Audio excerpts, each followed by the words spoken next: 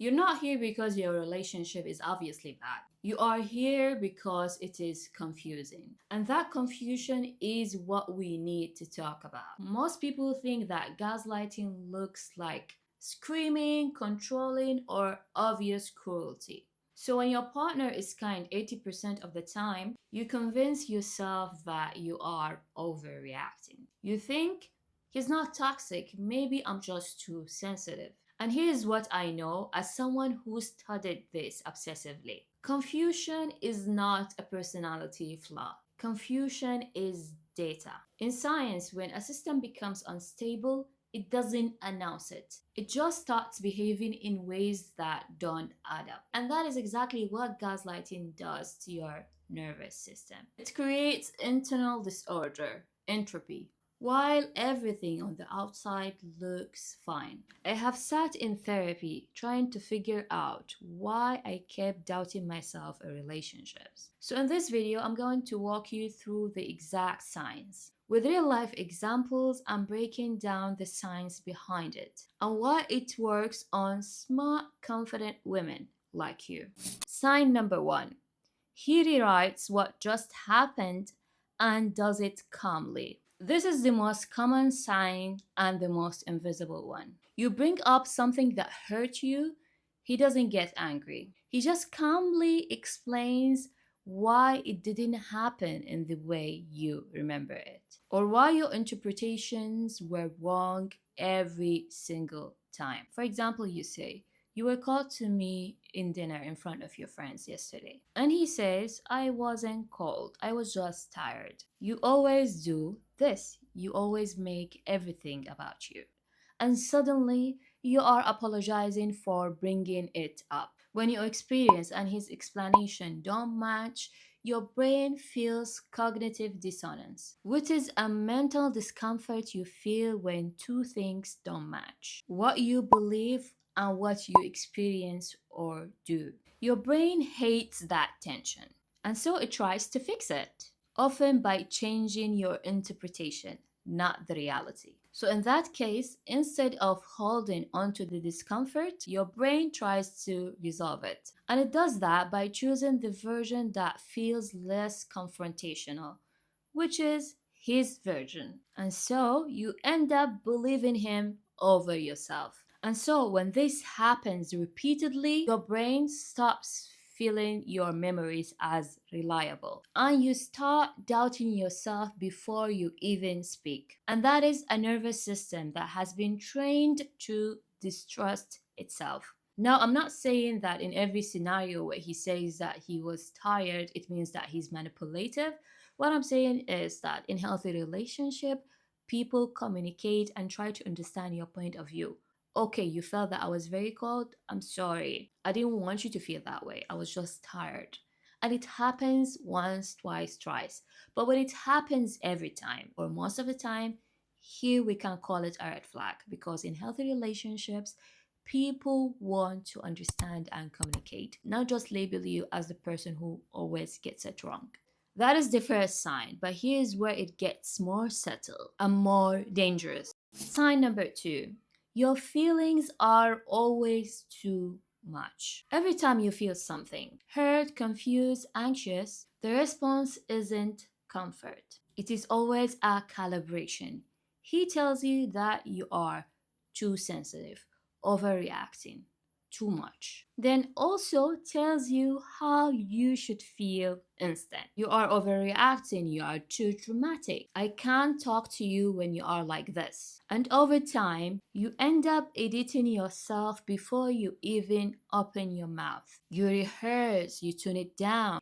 You wonder if you are too emotional to be taken seriously. So here's the science behind it.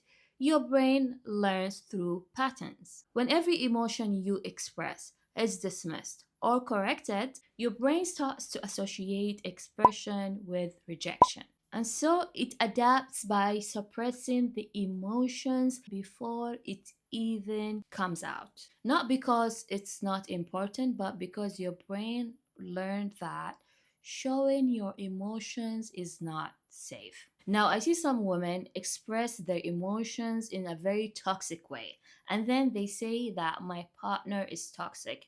What I'm talking about is when you express your emotions calmly using assertiveness. I felt this way when it happened without shouting, screaming, and making a big scene. Just like an adult trying to express the emotions you felt when something happened. And when you do that, you communicate your emotions assertively in a healthy way, but still your partner chooses to dismiss or correct them, this is when it becomes toxic.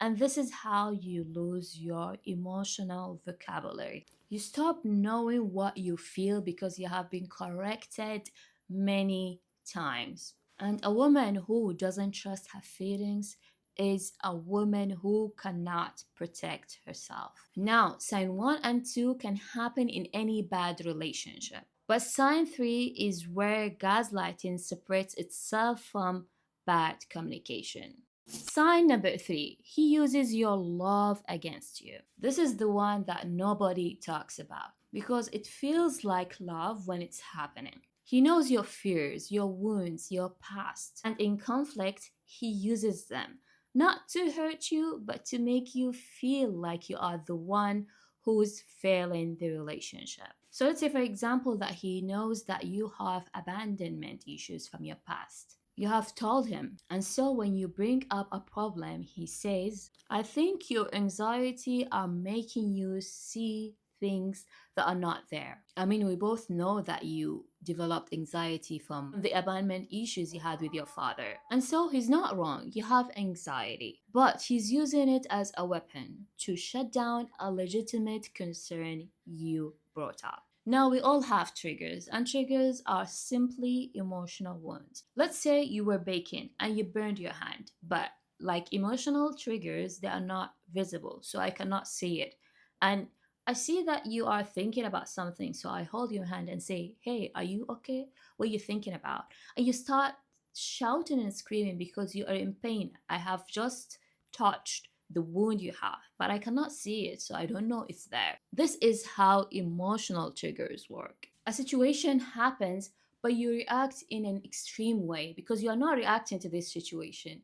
Your brain has already went to the past, to the main situation that caused you that wound. And this is how triggers work. A trigger could be a word, a sentence, a sound, a smell, it could be anything. So let's say a woman was abused for years by her husband physically, and he used to wear a certain perfume. Even though she has separated from him and she has not seen him in years, anytime she smells that perfume, her brain goes back to the moments he used to abuse her, and instantly she feels fear, anxiety, and just helplessness.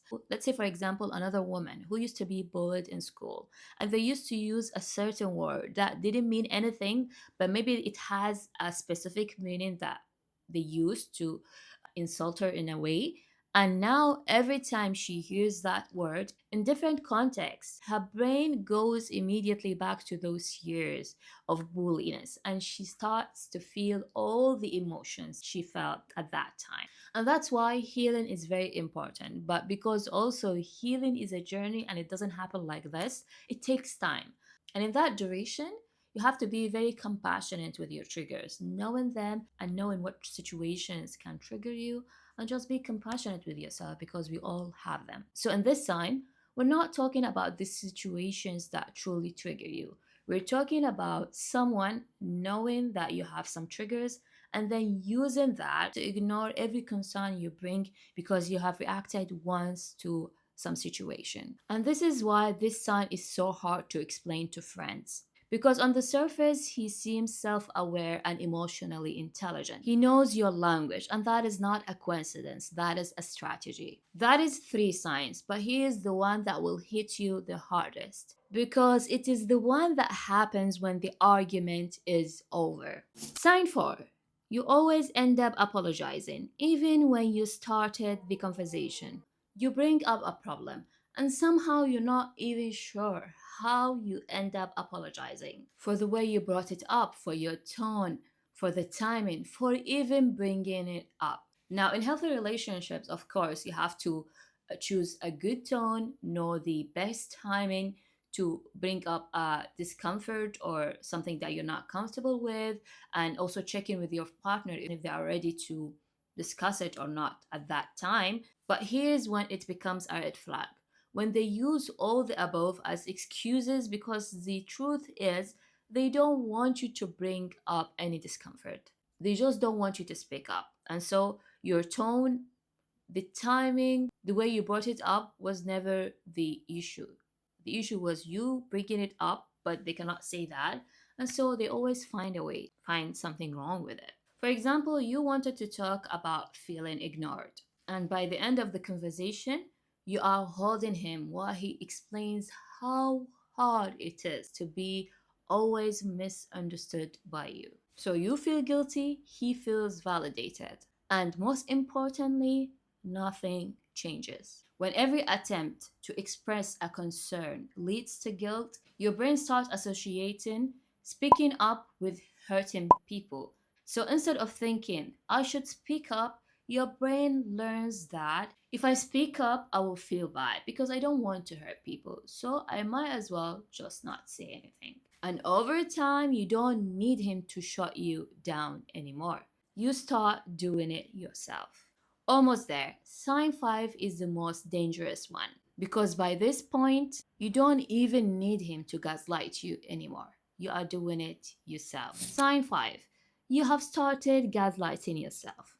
This is the stage most women in their 30s are in when they find this video. He doesn't even have to say anything anymore. You hear his voice in your head before he even speaks. You pre-dismiss your own feelings. You talk yourself out of your own reality. Let's say, for example, something happens. Your gut says, that's not okay. And immediately your brain fires. But he's been so good lately. Maybe I'm reading into it. Maybe I am the problem. I just don't want to start another fight. By this stage, you have internalized the gaslighter. He's living rent free in your nervous system. In neuroscience, this is called neural pathway conditioning. When a behavior is repeated enough, your brain builds a highway for it. And so it becomes automatic. It takes you less time to do it. And so here you have been conditioned to doubt yourself many times that your brain now does it without any external input. And that doesn't mean that you are weak, it just means that your neuroplasticity is working against you. And this is very dangerous because leaving the relationship doesn't automatically fix it because the pattern lives inside you now. And that is why awareness alone is not enough. You need to actively rebuild the neural pathway that says my perception is valid. One more. And this one is specifically important for women in their 30s because this sign is almost invisible when you are building a life and a future. Sign number 6. The future is always the reason to stay. In your 30s, the stakes feel higher. You're not just dating, you are evaluating a life partner. And gaslighters at this stage know that. So they keep you anchored to a future that is almost there but never comes. For example, he says, I know things have been hard, but once we get married, I'll be different. Once work comes down, I'll be more present. Once we get through this rough patch, you will see how good we are. And you stay because the future sounds so good. And because you have already invested too much into this relationship. In behavioral economics, this is called the sunk cost fallacy, which is the tendency to continue investing into something just because you have already invested too much in it, not because of what is actually giving you. But also, there is a physics version to it too. It's called potential energy. Something can have enormous potential energy stored, ready, but it never converts to kinetic energy. And so it never actually moves. The same applies to a relationship.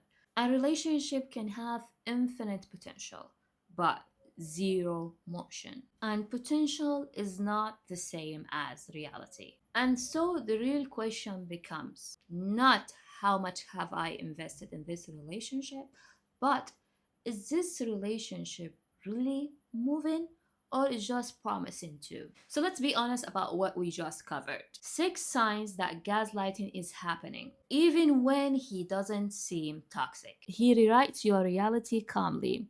He naturalizes your feelings. He uses your love as weapon. You always end up apologizing.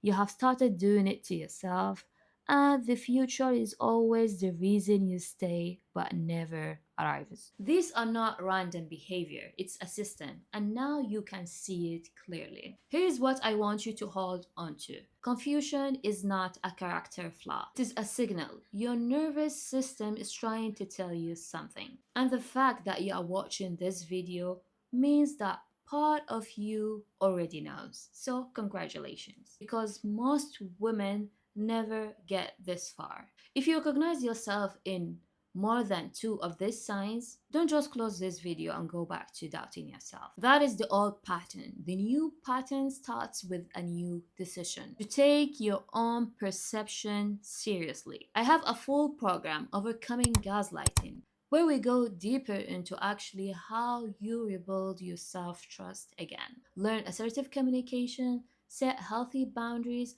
and close that cycle for good. The link is in the description, not because you are broken, but because you are ready.